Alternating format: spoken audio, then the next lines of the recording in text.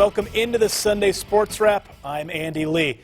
Lately, it seems like we can't escape bad or tragic news. Tonight, I have a story that will remind you all of the good in humanity.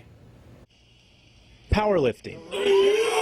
That word conjures up images of men with Herculean strength lifting obscene amounts of weight. Drake West doesn't fit that image. This 21-year-old from Amory refuses to be solely defined by his physical condition. I have cerebral palsy. Mentally, it really doesn't do anything to me.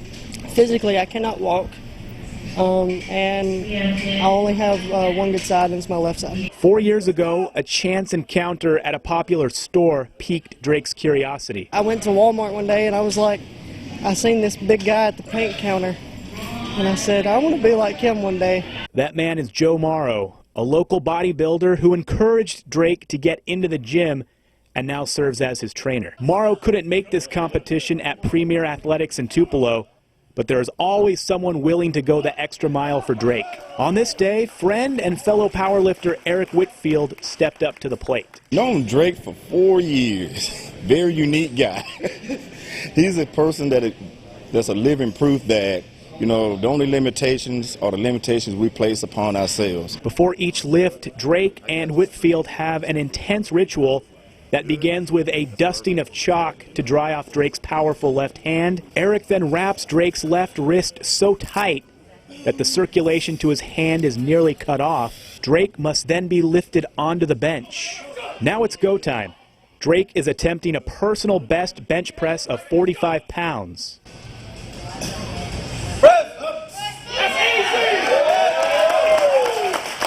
He clears it with ease, and the crowd goes wild. But it hasn't always been like this, especially when he first started. I've heard it all, man. I've heard, oh, you're going to get hurt. I don't want to see you up under this kind of weight. What did the doctor say about this? That doesn't cross my mind when I'm up under the weight.